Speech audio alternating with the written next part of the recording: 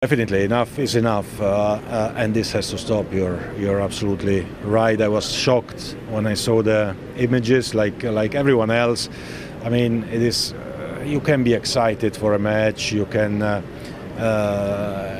feel with the team or whatever. But there is no way we can accept anything like that to happen. Right, some breaking news just into us. We told you yesterday that UEFA had suspended referee David Coots, and in the last few minutes we've had confirmation from UEFA that it is investigating Coots' conduct. The investigation is over a potential violation of the UEFA disciplinary regulations. Goals from this season, Arsenal. Let's have a look at the first. I mean, it was almost like there was a phony game going on in the first 20 minutes before we got to the real game, which was the set piece, and Arsenal scoring from their very first. Yeah, it was. I mean, we're talking about guys working tirelessly on the training field, aggression, anticipation in the box. And when you're looking at the marking here of Reece James, of course, you know, we have to highlight the fact that his back's turned. He's got one job, which is literally to block Gabriel. But it is difficult when someone has momentum running towards you. But again, Gabriel in particular seems to be just impossible to stop whoever you are. It seems that way, but again, there's got to be things. You have to have preparation in order to stop what Arsenal are doing. This is clearly what they're going to do every single game. Gabriel's the main man who they're targeting in the box. You got to have a player who can deliver the ball, but his aggression is for me what stands out most. Patrick, would you say? I think this is one of Arsenal's strengths. They are quite really good on that, and I think they spend quite a lot of time on the field to practice.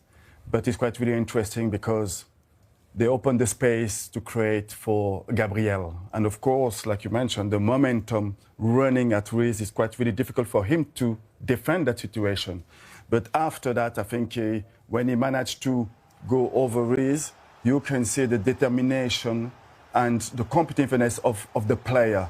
So he in the 1v1, he's coming running at Reece, he makes the difference. And from now, he's more determined to win the ball. And then you can see so many players of Arsenal inside the 6-yard box. And of course, Saliba reacted quite really well. And then he's really difficult for the goalkeeper to defend. But Arsenal are quite really strong in these situations. But it's not just Arsenal that were effective with it today. And it did feel a bit like Chelsea had done a lot of work on this as well in the build-up to this game, didn't it? Yeah, I think both teams didn't really create so many chances. And they both rely on set pieces. And here, you can see it's in a slow motion, you can see Rice fighting with the Chelsea player, but he doesn't look at the ball at all. And of course, so many players in front of the goalkeepers with the deflection from the own Arsenal players, they concede an own goal. But there is nothing in this situation that the keepers can do because there's so many bodies in front of him. This is becoming a real trend, and we've seen it on every goal scored today, and probably the ones that didn't go in as well, with defenders trying to stop their runners, trying to do anything to block, to maul, to hold, to drag, whatever you can do to be effective, but actually a lot of the time not watching the ball. Is this the way that defending is going now? But that is a problem for me because the ball's coming in the box. You have a job, which is to play the ball. It's not to play the man, right? And that's, for me, it's always been about that. It's if you're saying my job is literally to mark this player and not care about where the ball is, I think that's a foul. I'm not. And another place on the pitch, that's a foul. You can't have your back turned to the ball and it not be deemed. You're not even playing the ball. You could argue that if Rice is facing the other way, maybe he could defend the cross. But I think we see a lot of this now where it's because there's a lot of crowding going on and a lot of, grabbing and physical elements to it. It's less necessarily about playing the ball and more about there's just bodies everywhere and it's complete chaos. And how do you deal with the chaos? I think Arsenal are very good at creating chaos and executing off the back of it. But clearly defensively here, they got it wrong. As they did as well for the winning goal. And yet again, a theme for that was at the back post, Santos and Caicedo actually facing the wrong way entirely, trying to defend this. I think this is a big issue, and I think we need to find the right answer for helping the referees to make a decision here. When you don't looking at the ball and you just stop the players running I think that has to be a foul, and I think referees has to be brave enough to give a foul and to give a penalty, because when you don't look at the ball, it became really difficult. And yet again, we're seeing, what, 12, 13 players jostling for the ball, jostling for a position, trying to either get some contact on the goalkeeper or not in that instance, I mean, look, to try and get an advantage. Santos here, you see, you know, he's trying to get his head around, but the goalkeeper was complaining earlier on about being bumped, and he got bumped by his own teammate. Again, it's just complete chaos in the box. But do you agree with Patrick's point that maybe there needs to be a tweak of the rules or the laws? I'm not sure that everyone is enjoying watching this kind of scrum on set pieces. I think at this point it's becoming a little bit tush-push in NFL, right? In NFL, there's a play called the tush-push that the Philadelphia Eagles were great at, and they're the best at doing it. Complete different sport, I know. But their job is to say, OK, stop us.